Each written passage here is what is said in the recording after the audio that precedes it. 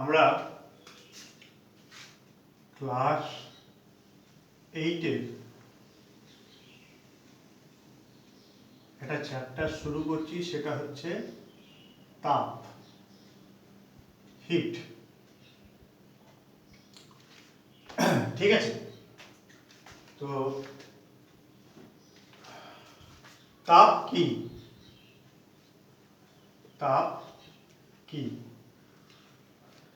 তো আমরা কি জানি? তাপ হলো এক প্রকার শক্তি, এক প্রকার শক্তি যা আমাদের মধ্যে আমাদেরকে কি করে? গরম অথবা ঠান্ডার অনুভূতি জাগায়, ঠান্ডার অনুভূতি জাগায়। ঠিক আছে, তো প্রকৃতপক্ষে এইটুকুনি বলে ছেড়ে দিলে খুব সহজ ব্যাপার, এটা আমি বলে দিলাম। কিন্তু একটু ভেতরে যদি যাই, তাহলে তাপকে আমি কিভাবে দেখব? এটা বলা খুব সহজ। তাপ এক প্রকার শক্তি যা আমাদের মধ্যে গরম অথবা ঠান্ডার অনুভূতি জাগায়।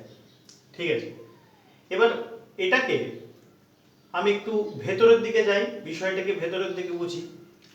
একটা থিওরি আছে KTM, KTM। কে হচ্ছে কাইনেটিক, টি হচ্ছে থিওরি, আর of matter. Kinetic theory of matter. Kinetic মানে হচ্ছে গতীয় তত্ত্ব, কার না? পদার্থের।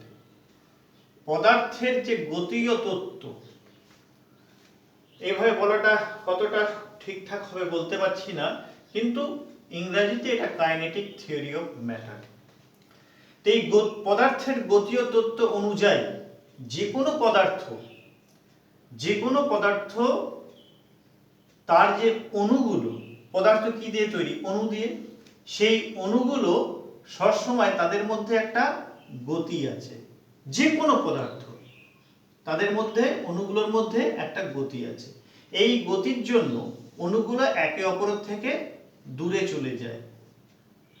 সঙ্গে সঙ্গে মনে প্রশ্ন আসবে, ঠিক আছে স্যার, গ্যাসীয় পদার্থের অণুগুলো একে অপরের থেকে দূরে চলে যায়, খুব ভালো কথা। কিন্তু কঠিন পদার্থের ক্ষেত্রে অণুগুলো তো একে অপরের থেকে দূরে চলে যায় না, এরা তো সংঘবদ্ধভাবে পাশাপাশি থাকে। তাহলে স্যার কেন বলছেন যে কোনো পদার্থের অণুগুলো একে অপরের থেকে দূরে চলে যায়? প্রশ্ন হচ্ছে যে এই আমি কি বললাম?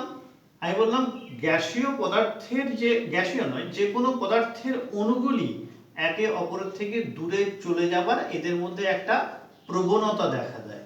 প্রবণতা আছে, দেখা দেয় না? প্রবণতা আছে। ঠিক আছে, এবার অণুগুলোর, এই যে অণুগুলো আছে, যে কোনো পদার্থের যে অণু, সে কঠিন হোক, তরল হোক, গ্যাসীয় হোক, এই যে কোনো পদার্থের অণুর দু রকমের শক্তি আছে। দু রকমের শক্তি আছে। এক রকমের শক্তিকে বলে গতিশক্তি, গতিশক্তি।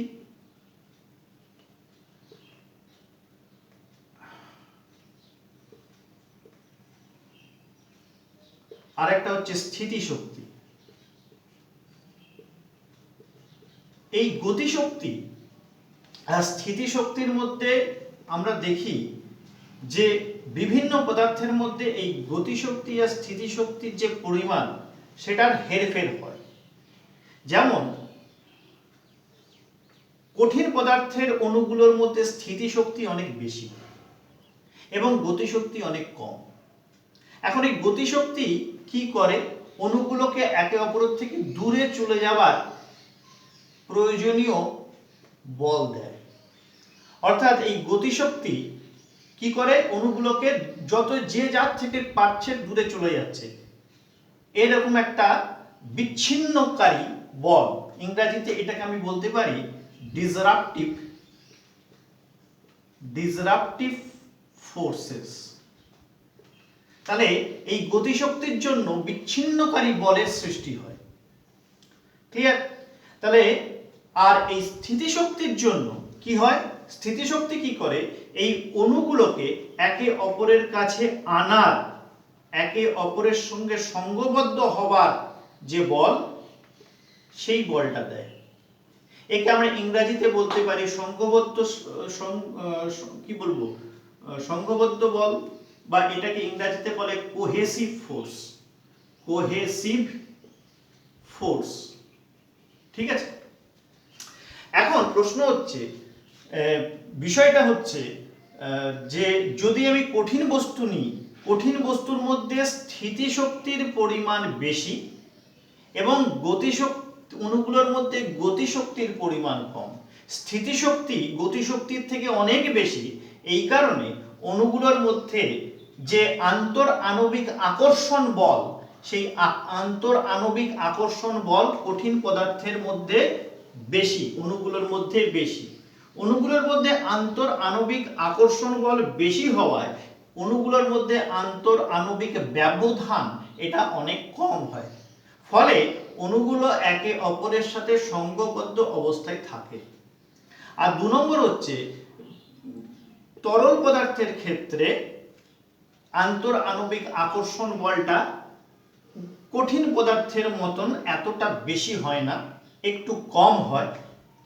ঠিক আছে, একটু কম হয়, এই কারণে, কিন্তু নেই, একেবারে প্রায় নেই বললেই চলে, এটা হয় না।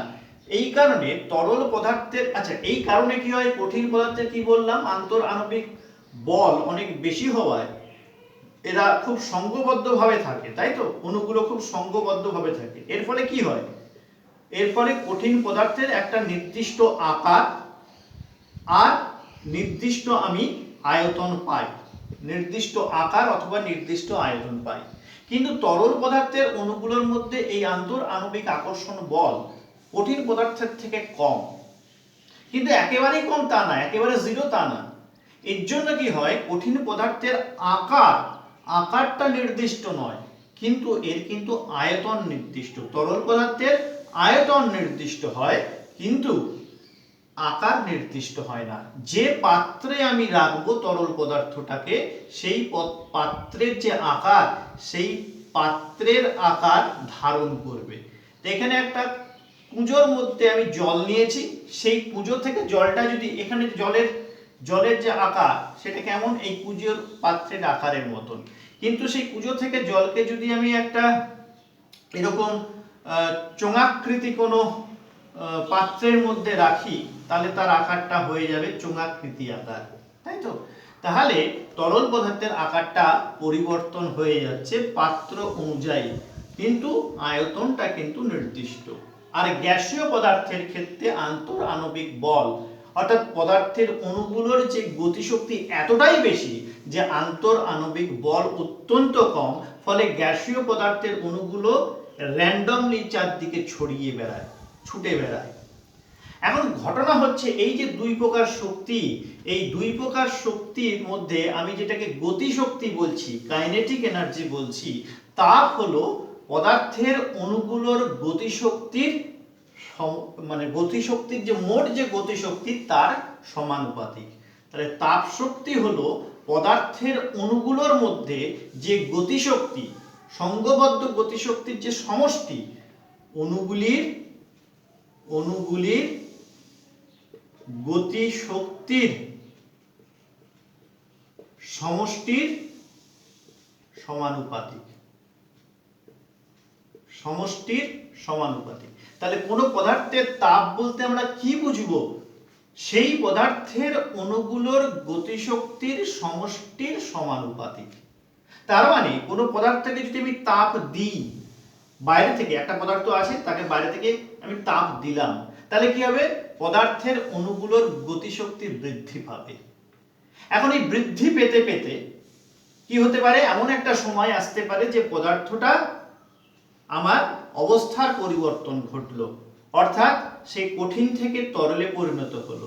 কেন, গতিশক্তি এতটাই বেড়ে গেছে, তার নিজের আকার সে রাখতে পারছে না, নির্দিষ্ট রাখতে পারছে না, ফলে তার আকার পরিবর্তন ঘটছে। আয়তনটাকে সে ধরে রেখেছে, কিন্তু তার আকারের পরিবর্তন ঘটে যাচ্ছে, তখন সে কঠিন পদার্থ থেকে তরল পদার্থে পরিণত হবে।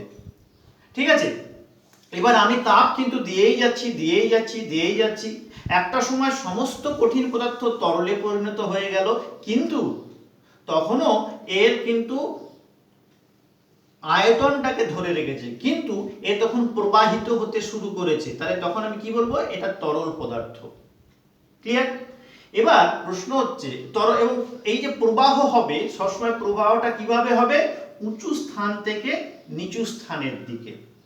এবার আমি কিন্তু তাপ দিয়েই যাচ্ছি, অণুগুলোর মধ্যে গতিশক্তি বৃদ্ধি হয়েই যাচ্ছে। একটা সময় এমন আসবে যখন এই তরলও কি হবে, একটা সময় গ্যাসীয় পদার্থে পরিণত হবে।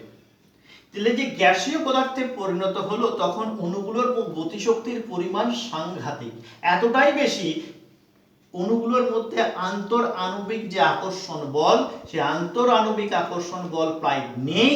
অণুগুলো যে যেমন পাচ্ছে ছুটে যাচ্ছে, যেদিকে পাচ্ছে ছুটে যাচ্ছে। ঠিক আছে? এই যে অণুগুলোর বিভিন্ন দিকে ছড়িয়ে পড়া, সেটাও কিন্তু এক ধরনের প্রবাহীর সৃষ্টি করে, কিন্তু সেই প্রবাহীটার মজাটা হচ্ছে তরল পদার্থের প্রবাহ সমান উচ্চ স্থান থেকে নিচু স্থানের দিকে, কিন্তু গ্যাসীয় পদার্থের প্রবাহ কিন্তু যে কোনো দিকে, উঁচু নিচু কোনো দিকেই মানবে না। ফলে কি হচ্ছে, কোনো গ্যাসকে আমি যে পাত্রে রাখবো, সেই পাত্রটা যদি এত বড় একটা ঘর হয়, গ্যাসটা কি করবে, সেই ঘরের মধ্যে চারদিকে ছড়িয়ে যাবে। ঠিক আছে? তো আমি যদি কোনো ঘরে কি করলাম, একটা জায়গায় একটা ধূপকাঠি জ্বালালাম, সঙ্গে সঙ্গে ধূপের যে ধোঁয়াটা, সেই ধোঁয়াটা গোটা ঘরে ছড়িয়ে যাবে। কেন? তার মূল কারণ কিন্তু অণুগুলোর এই ট্রিমেন্ডাস গতিশক্তি। ঠিক আছে? তাহলে তাপ কি? তাপ এক প্রকার শক্তি, যা আমাদের গরম বা ঠান্ডার অনুভূতি জাগায়। মূলত কোনো পদার্থের যে অণুগুলি আছে, তাদের গতিশক্তির যে সমষ্টি, তাপ হলো তার সমানুপাতিক। তাপ দিলে, কোনো বস্তুকে তাপ দিলে কি হয়, বস্তুগুলির অণুগুলি যেগুলো আছে, বস্তুটির অণুগুলি যেগুলো আছে, তাদের গতিশক্তি বৃদ্ধি পায়। আর যদি সেই বস্তু থেকে তাপ কোনো উপায়ে যদি আমি বার করে নিই, অণুগুলোর গতিশক্তির পরিমাণ কমে যাবে। ক্লিয়ার? নেক্সট, তাপের একক।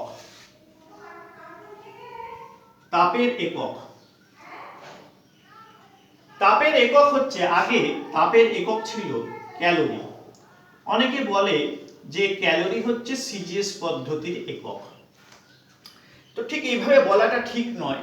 তাপের যে প্রাথমিক যে ধারণা ছিল, তাপ সংক্রান্ত যে প্রাথমিক ধারণা ছিল, সেই সময়েই তাপের যে একক, সেই এককের ধারণা ছিল। এটাকে শুধুমাত্র সিজিএস পদ্ধতিতে বলাটা ঠিক নয়। যাই হোক, অনেকে বলে, অনেকে বলে না। তো ক্যালোরি হচ্ছে তাপের একক। আমি যদি বলেও নি এটা সিজিএস পদ্ধতির তাপের একক, ক্ষতি কিছু হবে না। তো ক্যালোরি বলতে কি বুঝি? আমাদের বইয়ে ক্যালোরি দেখবি তোদের সেকেন্ড পেজে, আমি দেখাবো তোদেরকে, সেকেন্ড পেজে তাপের ক্যালোরি এককের ডেফিনেশন, সংজ্ঞা দেয়া আছে। কি বলেছে? কোনো বস্তুর 1 গ্রাম পরিমাণ, কোনো 1 গ্রাম কি, কোনো না, 1 গ্রাম বলেনি, কোন বস্তুর তাপমাত্রা, কোন জলের তাপমাত্রা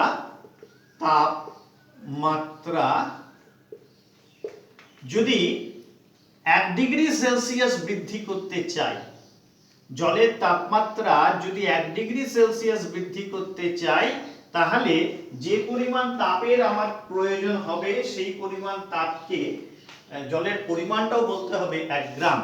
1 গ্রাম জলের তাপমাত্রা যদি 1 ডিগ্রি সেলসিয়াস বৃদ্ধি করতে চাই, তাহলে যে পরিমাণ তাপ লাগে তাকে 1 ক্যালোরি বলে। ঠিক আছে? আধুনিক সংজ্ঞা কিন্তু আলাদা। আধুনিক সংজ্ঞা কি বলছে? আধুনিক সংজ্ঞা বলছে যে বিশুদ্ধ 1 গ্রাম জলের উষ্ণতা, বিশুদ্ধ 1 গ্রাম জলের উষ্ণতা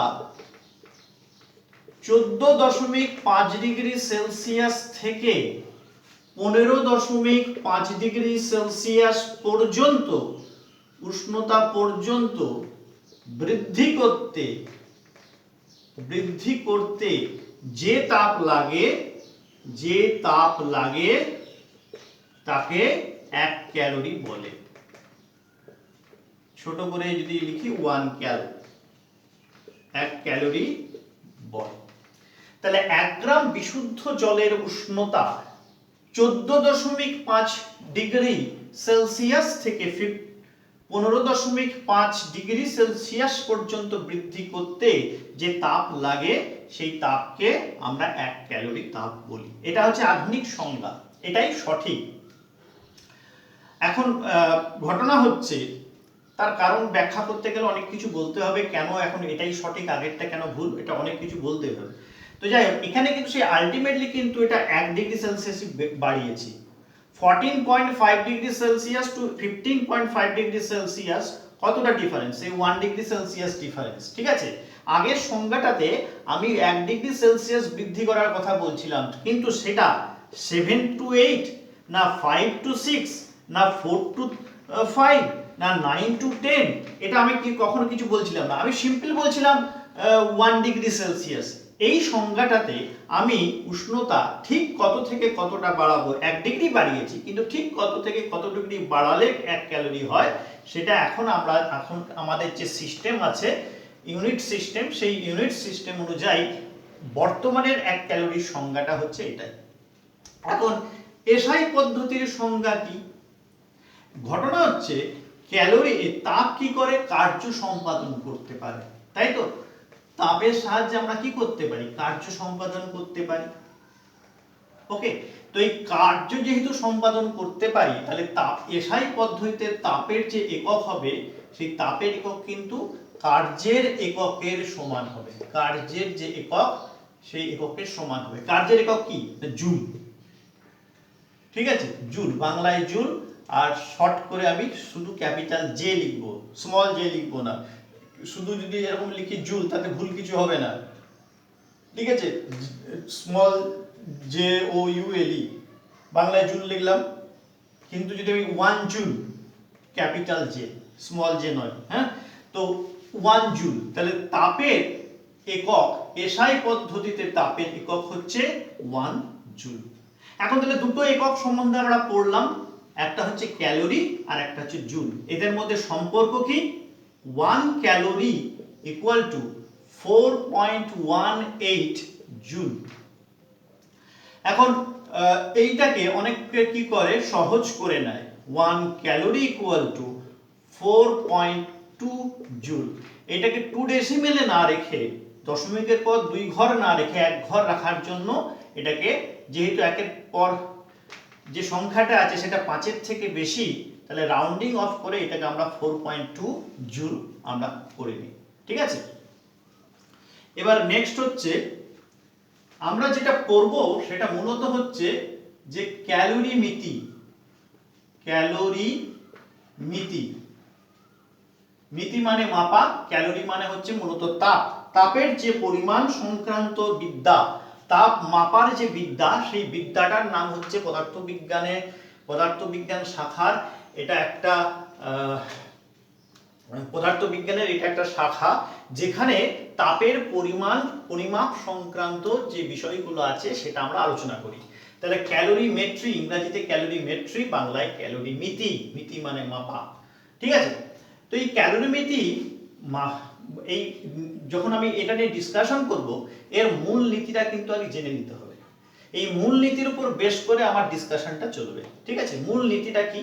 মূল নীতিটা হচ্ছে, যদি একাধিক বস্তু থাকে, যদি একাধিক বস্তুর মধ্যে তাপের আদান প্রদান হয়, ধরা যাক এখানে একটা এ, বি আর সি, 3টে বস্তু আছে। এখন এ বস্তুটা তাপ বর্জন করছে, আর বি আর সি তাপ গ্রহণ করছে। তার মধ্যে আবার বি সি কে তাপ দিচ্ছে। ঠিক আছে, এই সি তাহলে এ এবং বি দুজনের থেকেই তাপ গ্রহণ করছে, বি শুধুমাত্র এর থেকে তাপ গ্রহণ করছে, আর এ দুজনকেই তাপ বর্জন করছে। ক্লিয়ার? এরকম একটা সিচুয়েশন। ঠিক আছে, এরকম একটা সিচুয়েশনে, অর্থাৎ একাধিক বস্তুর মধ্যে তাপ গ্রহণ বা বর্জন যখন হয়, তখন ক্যালোরিমিতির নীতিটা কি বলছে? এই 3টে বস্তু দ্বারা গঠিত যে তন্ত্র, এই 3টে বস্তু দ্বারা গঠিত যে তন্ত্র, সেই তন্ত্রের বাইরে কোনো তাপ যদি না বেরিয়ে যায়, অথবা বাইরে থেকে তাপ যদি ভেতরে প্রবেশ না করে, আমি ধরে নিচ্ছি এটা আইডিয়াল কেস, ঠিক আছে, করবেই, এটা করবেই, কিন্তু আমি ধরে নিচ্ছি আলোচনা করতে গেলে সবসময় আমার একটা আদর্শ পরিবেশ দরকার। সেই আদর্শ পরিবেশটা কি, যদি কোনো বস্তুগুলির মধ্যে, একাধিক বস্তুর মধ্যে তাপের আদান প্রদানের সময় যদি যদি আমার পারিপার্শ্বিক, আশেপাশে মানে পারিপার্শ্বিকে কোনো তাপ বর্জিত না হয়, অথবা পারিপার্শ্বিক থেকে তাপ এদের মধ্যে, এই তন্ত্রের মধ্যে যদি প্রবেশ না করে, এবং এই বস্তুগুলির মধ্যে যদি কোনো রাসায়নিক বিক্রিয়া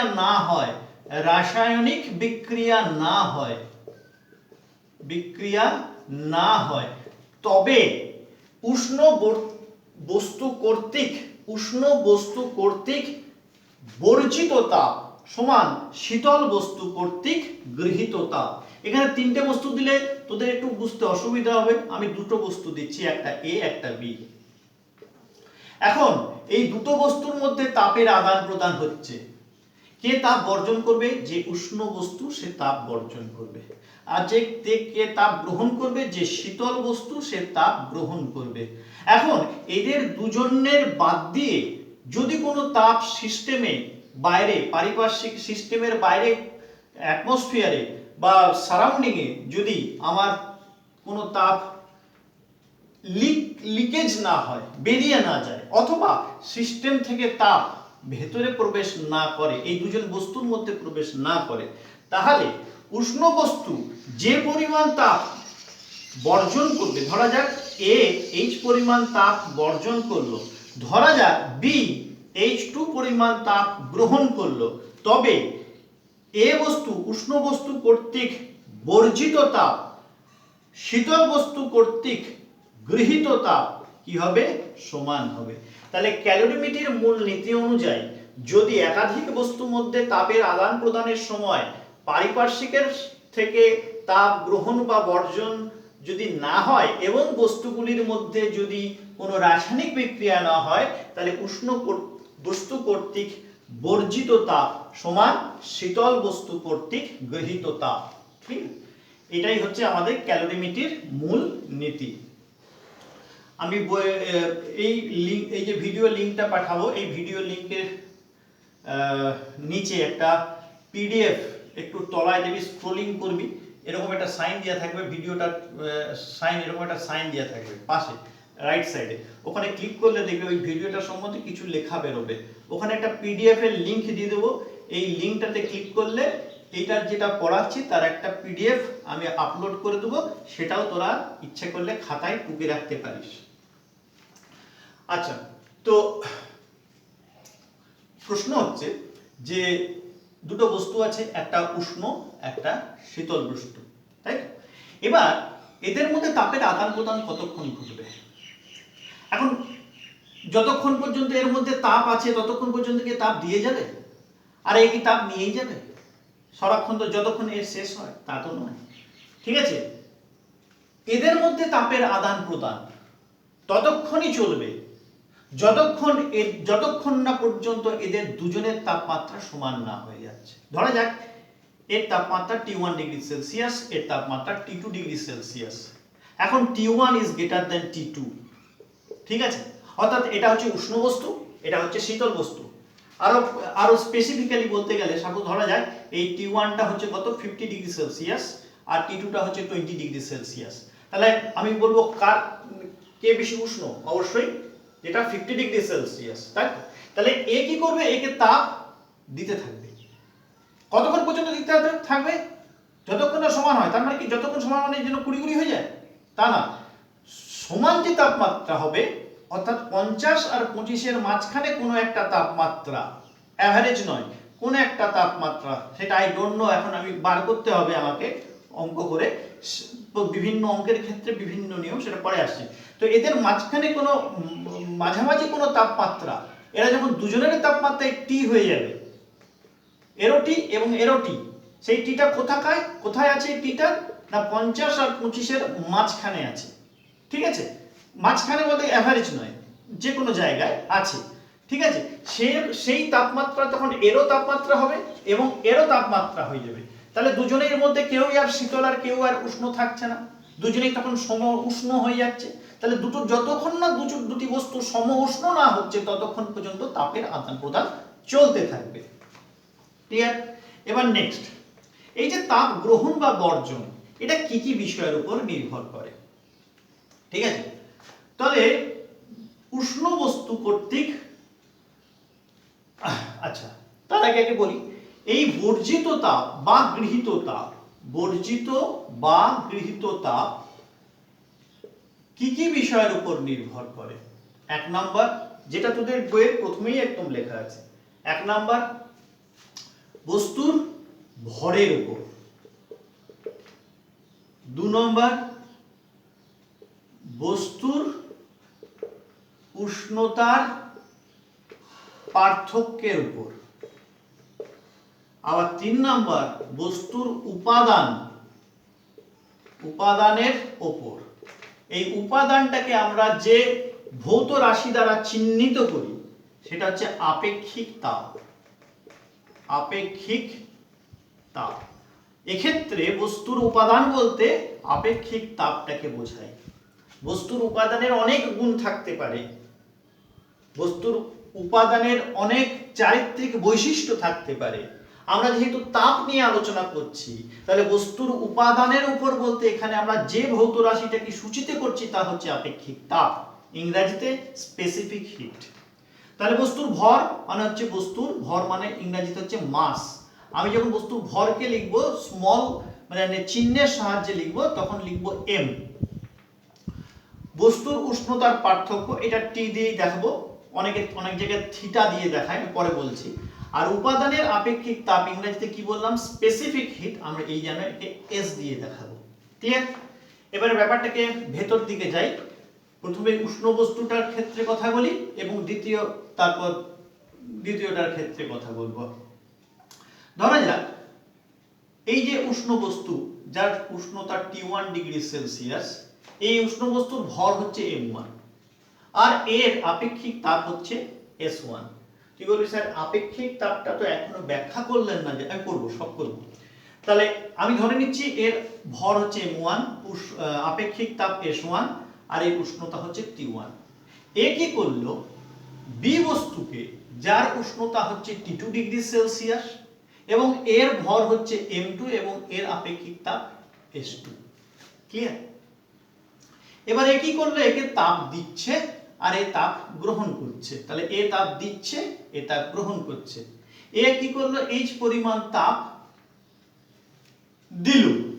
তাহলে এ যে তাপ বর্জন করলো H1 তাপ বর্জন করলো, সেই H1 তাপ কি কি বিষয়ের উপর নির্ভর করবে? এক, নিজের ভরের উপর নির্ভর করবে। নাম্বার 2, নিজের আপেক্ষিক তাপের উপর নির্ভর করবে। নাম্বার 3, এদের মধ্যে উষ্ণতা কতক্ষণ পর্যন্ত চলবে? যতক্ষণ না এদের উষ্ণতা সম উষ্ণতা না হচ্ছে, তাই তো? এবং আমি ধরে নিলাম সম উষ্ণতা হচ্ছে T ডিগ্রি সেলসিয়াস। তাহলে এর উষ্ণতা কতটা কমবে? এর উষ্ণতা কমবে, এর উষ্ণতা বাড়বে। এই তাহলে কতটা উষ্ণতা কমলো, হ্রাস হলো কতটা? T1 minus T। ভাব এটা 50 হলো ভাব 35। তাহলে কতটা কমলো? 50 থেকে 35 মাইনাস করব, তাহলে হচ্ছে 15 ডিগ্রি সেলসিয়াস কমলো। তাহলে উষ্ণতা যতটা এর কমবে, that is T1 minus T। ঠিক আছে? এটা সাপোজ আমি ক্যালোরিতে লিখলাম, এত ক্যালোরি ও কি করবে? তাপ বর্জন করবে, অ্যাকর্ডিং টু আমার মানে এক্সপেরিমেন্টাল যে আমার ডাটা পেয়েছি, সাথে দেখেছি এই H1 এই বিষয়গুলোর উপর নির্ভর করে। আর সিমিলারলি যে তাপ গ্রহণ করবে সে যদি H2 পরিমাণ তাপ গ্রহণ করে, তাহলে এই H2 কত হবে? এর ভর ইনটু নিজের আপেক্ষিক তাপ ইনটু এর উষ্ণতা কি হবে? বৃদ্ধি পাবে। তাহলে শীতল ছিল, উষ্ণতা বাড়ছে, বাড়তে বাড়তে কত দূর হয়েছে? T degree Celsius. তাহলে কতটা বেড়েছে? T মাইনাস T2, তাই তো? তাহলে এটা এত ক্যালোরি। ক্যালোরিমিতির মূল নীতি কি বলছে? যে এরা ইকুয়াল হবে, অর্থাৎ H1 সমান H2 হবে। অর্থাৎ m1 s1 t1 minus t সমান m2 s2 t minus t2।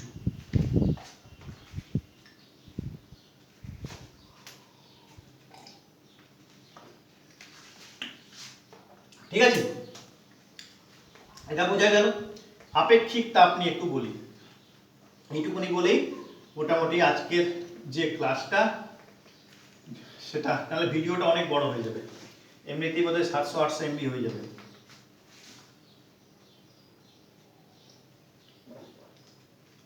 এটা হচ্ছে আপেক্ষিক তাপ কাকে বলে? আপেক্ষিক তাপ ইংরেজিতে স্পেসিফিক হিট কাকে বলে? স্পেসিফিক হিট বলছে যে কোনো বস্তুর আপেক্ষিক তাপ তো শুধু জলের হয় না, যে কোনো বস্তুর হয়। যে কোনো বস্তুর আমি যদি 1 গ্রাম নিই, তাহলে যে কোনো বস্তুর 1 গ্রাম পরিমাণ ভরের উষ্ণতা, 1 গ্রাম না নিয়ে তুই একক ভর বলা আগে, তারপর 1 গ্রামে যাব। একক ভরের উষ্ণতা, কোন বস্তুর একক ভরের উষ্ণতা একক পরিমাণ বৃদ্ধি করতে, কোন বস্তুর একক ভরের উষ্ণতা একক পরিমাণ বৃদ্ধি করতে যে পরিমাণ তাপ লাগে তাকে ওই বস্তুর আপেক্ষিক তাপ বলে। তাহলে আপেক্ষিক তাপ মূলত কি? তাপ, কিন্তু সেই তাপটা দুটো বিষয়ের উপর নির্ভর করছে। কি? বস্তুর একক ভর আর উষ্ণতা একক পরিমাণ।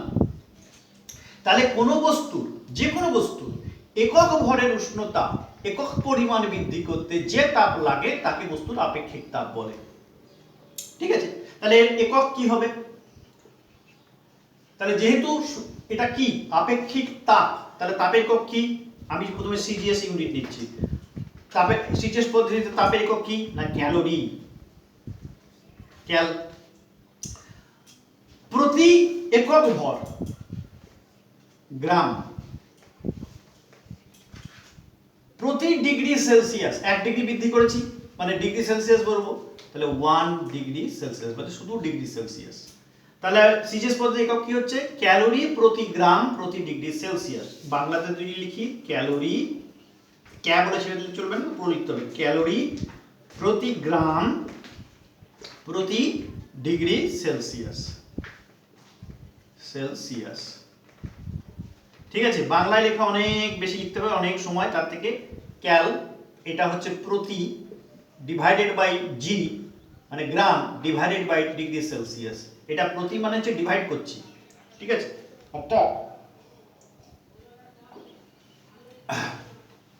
এটা একটু ভাঙি, তোর বইয়ে দেখবে একটু ভাঙা আছে। সাপোজ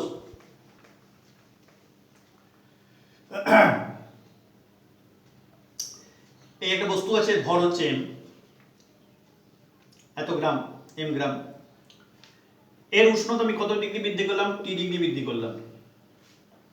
ঠিক আছে, এই t ডিগ্রি বৃদ্ধি করতে আমার কত কি করতে হলো না q পরিমাণ তাপ দিতে হলো। তাহলে এর স্পেসিফিক হিট কত হবে?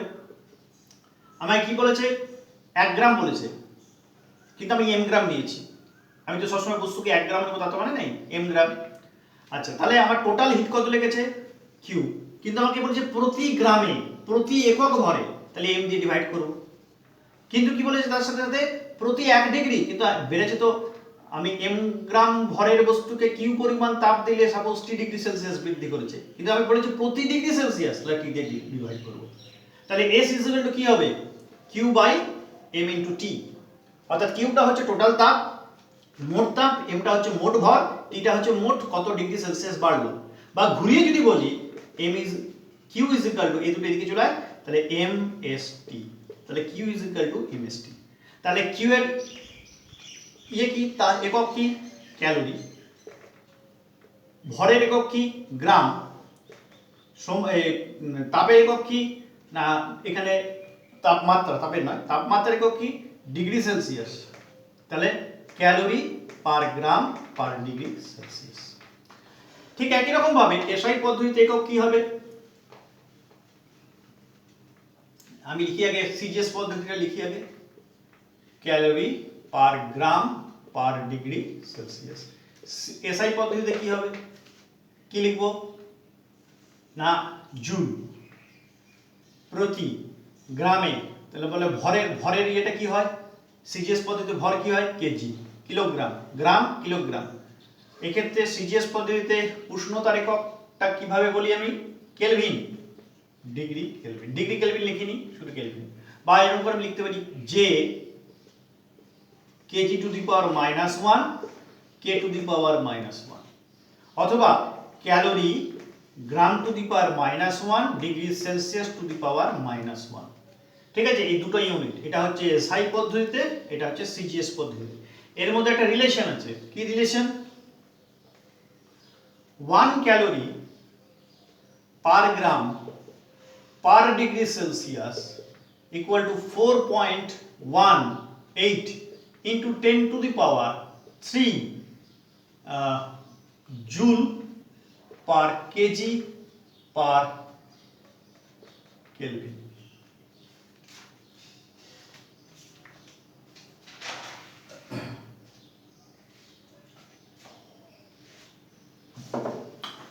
ঠিক আছে, এটা অনেক সময় আমি এটাকে সহজ করার জন্য 4200 joule per KG per kelvin এভাবেও লিখতে পারি। এই হচ্ছে সম্পর্ক। ওকে, আমাদের জলের আপেক্ষিক তাপ, এটা মুখস্থ করবি, জলের আপেক্ষিক তাপ মুখস্থ করবি। ঠিক আছে, ও আমি তো জলের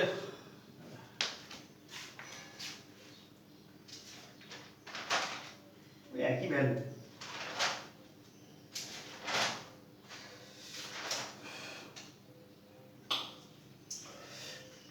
একই ভ্যালু, এটাই হবে 4200 joule per KG per kelvin. ওকে,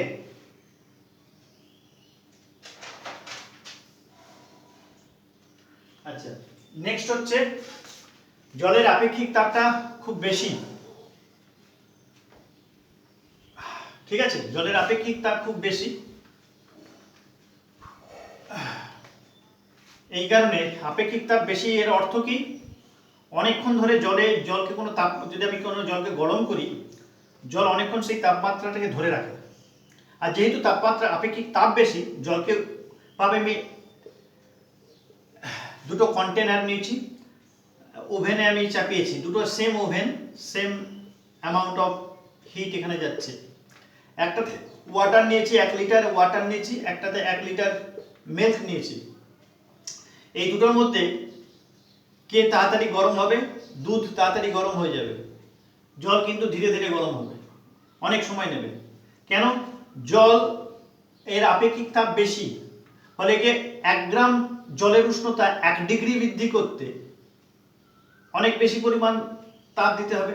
কিন্তু মিল্কের আপেক্ষিক তাপ কম, ফলে 1 গ্রাম মিল্কের 1 ডিগ্রি সেলসিয়াস টেম্পারেচার ইনক্রিজ করতে একে কম পরিমাণ হিট দিলেও হয়ে যাবে।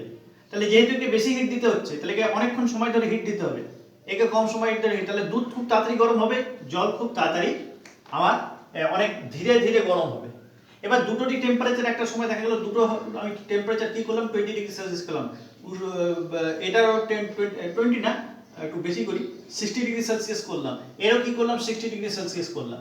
ঠিক আছে, এবার দুটোকে ঠান্ডা হতে দিলাম, দেখো দুধ তাড়াতাড়ি ঠান্ডা হবে, জল কিন্তু অনেকক্ষণ তাপমাত্রাটাকে ধরে রাখবে। ঠিক আছে, এটা জলের একটা খুব ভালো গুণ, কারণ হচ্ছে জলের আপেক্ষিক তাপ। আচ্ছা, নেক্সট হচ্ছে সবচেয়ে বেশি আপেক্ষিক তাপ কার, সবচেয়ে বেশি আপেক্ষিক তাপ হচ্ছে হাইড্রোজেন গ্যাসের। হাইড্রোজেনের আপেক্ষিক তাপ মোটামুটি 14630 joule per KG per kelvin. সবচেয়ে বেশি যত পদার্থ আছে তাদের মধ্যে সবচেয়ে বেশি আপেক্ষিক তাপ হচ্ছে হাইড্রোজেনের। ওকে, তাহলে আপাতত এখানেই শেষ করছি। নেক্সট ভিডিও যখন যাব তখন আমরা অবস্থার পরিবর্তনে আমরা ওখানে যাব, যে অবস্থার পরিবর্তনে কি তাপের যে ভূমিকা সেটা আমরা আলোচনা করব।